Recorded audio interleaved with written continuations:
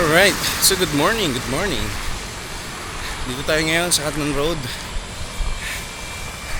We're doing walking and medyo may konting running. Okay, so this morning kasi I'm thinking of something na alam mo yan, pinag-isip-isip talaga ako ng gusto. Kasi I have a problem right now. And that's a big deal. Kasi yung aking laptop lang nga naman ay yung laptop ko hindi siya sumisinte. Okay? So pilay talaga ako ngayon sa trabaho, sa side jobs ko. Kasi we have our PC naman sa office, but you know, hindi ko naman pwedeng gamitin yun sa personal na trabaho unless tapos na yung oras. Anyways, ayun, ano ba ang aral na nakuha ko for this mistake is yung pag-neglect or pag hindi pag-taking care ng inyong mga important stuff.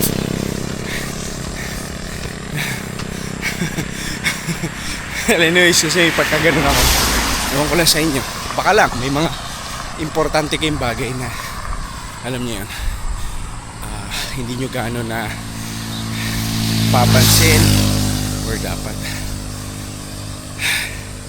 mini-maintain nyo talaga siya. Well, anyway, sa akin laptop naman kasi usually para sa akin yung laptop naman, as long as you put it clean, ganyan, di mo siya nilalagay sa mga lugar kung saan may mga possible wet.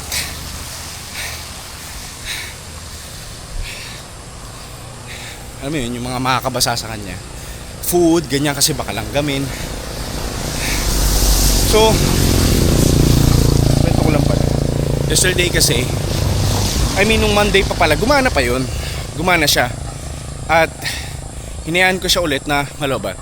So ako lagi kong pinapaalalahanan yung mga FPV body score clients ko sometimes na alam mo yun, don't neglect your FPV stuff, kasi unang-una sa lahat, mahal yung mga gamit. So ayun, hindi po batteries, li ion batteries kaya hindi ko hinahayaan ma-discharge, pero yung laptop ko hinayaan ko.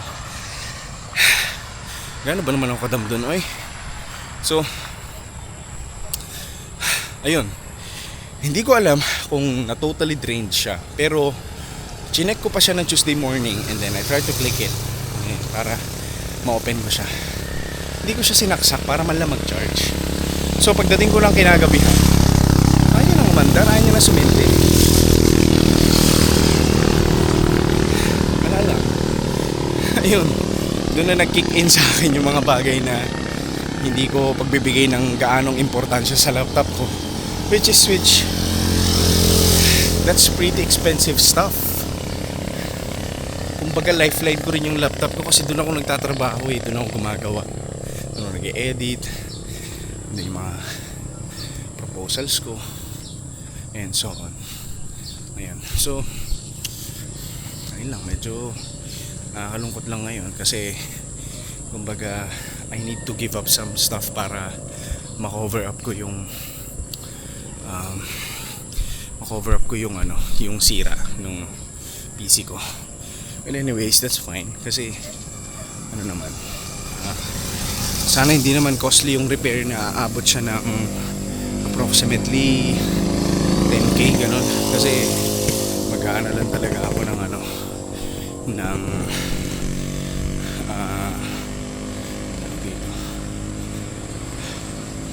maglalaan lang din talaga ako ng pang repair doon sa, at ang gagawin ko, sakto may client build ako ngayon na FPV.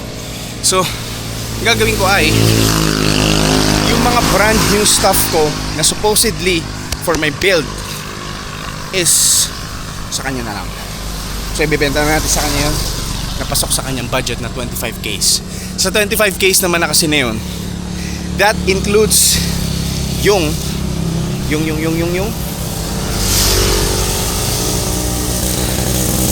tama mo na. I mean, that includes its what do you call that?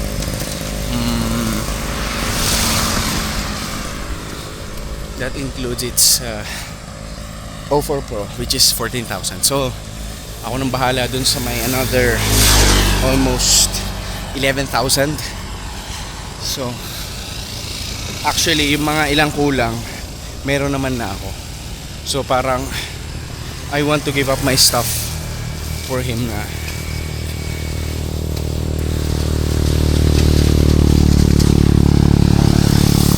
Nice, tumingin ng sapatos ko guys. Medyo malayo pa tayo. Hanggang doon tayo sa dulo tapos babalik. Wala akong ano ngayon sa oras kasi wala akong dalang phone or anything. Wala talaga. Bukas pabiyahe pa tayo ng St. Luke. Sana naman wala naman din ulit Pulilyaso or problema dumating. Kasi alam mo yun, para sa akin kasi masakit yung mga unexpected na you need to spend 5K, 3K, ganyan. Kasi alam mo yun, in order for you to acquire that money, you need to put effort. Or maybe kailangan bumenta. Anyways, gumagawa naman din ako ng ways para makabenta. Kaya ano yan, lagi lang tayong goods lang, go lang ng go. Anyways, ayun, hindi natin na lang ang oras na. At nakarating tayo dito sa may dulo ng Katman Road. Tapos pabalik tayo sa may apartment. Ayun lang. Medyo try natin bumalik sa running mamaya.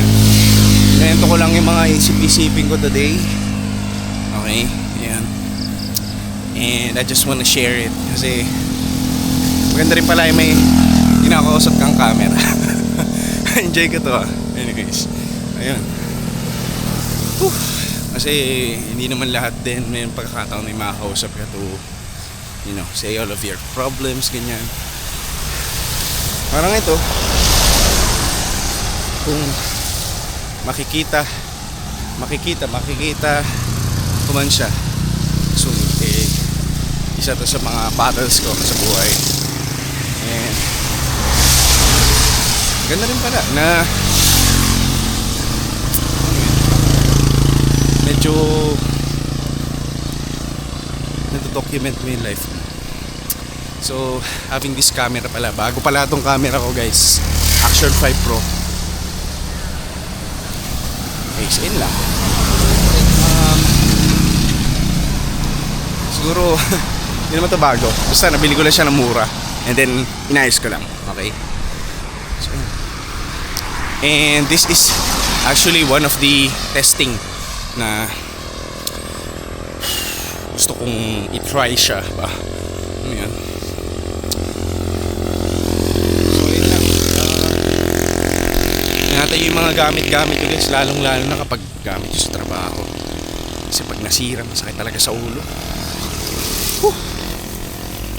So yun, para tuloy naisip ko na mag-build ng another computer para yung laptop is for something like kapag kailangan ko lang umalis, ganyan. Kasi most of my time naman nasa Abukay ako. So kapag nasa Maribeles, laptop ako, ganun. I have GPU, I have this RAM. So maybe siguro try ko mag-build ng mababa lang na computer kahit Ryzen 7.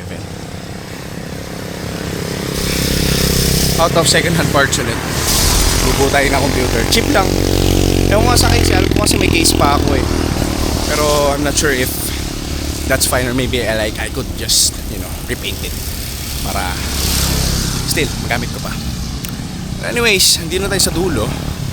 It's a 10-minute video of me talking to my camera. And sa mga kanod dito, salamat sa pagtapos ng video na to hanggang dulo. Yun lang. Salamat sa pakikinig sa mga rant ko sa buhay. And for another set of rants and sharing my problems and learning about it. ba? Abangan mo na yung next sa video ko. Ayun lang, dito na tayo sa Katman guys. So ayun. And this is Toots FPV. Ito si Toots. Papaalam. Let's go!